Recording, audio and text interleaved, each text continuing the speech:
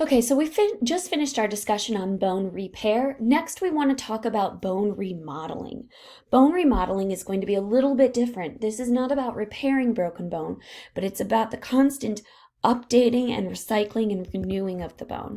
So bone remodeling is going to be that continuous recycling and renewing of bone. New bone is going to be deposited by osteoblasts. Old bone is broken down by osteoclasts.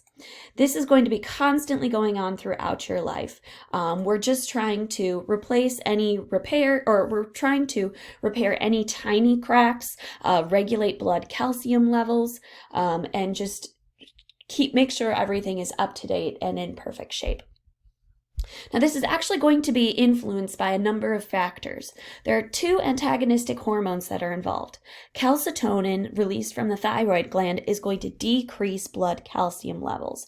So calcitonin is going to be responsible for actually sucking the calcium out of the blood and storing it in the bones.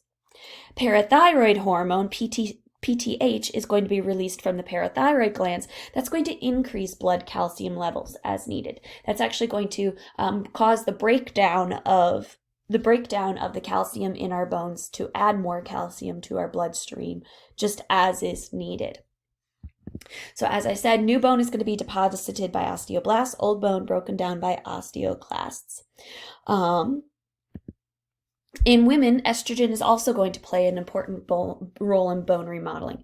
It's going to enhance the absorption of calcium from the digestive system, which is going to stimulate the formation of bone and inhibit the breakdown of bone. This is why later in life, women often need to take supplemental calcium because their body is working so hard to absorb all of that calcium out of the bloodstream and store it up in bones. However, the opposite can occur.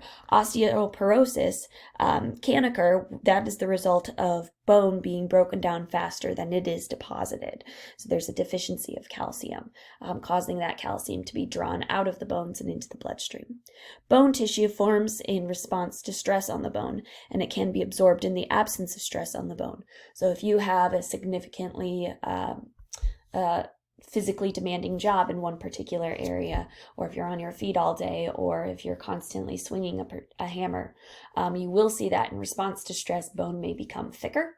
It may actually build up depending on what area of the body might need it, and then that bone can actually diminish as it is not being used.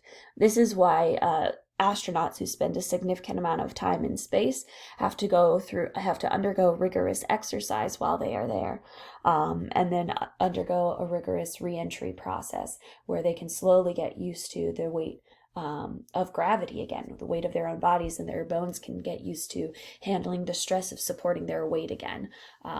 Or otherwise not only their bone, but their muscles will atrophy while they are in space. All right, and that's bone remodeling.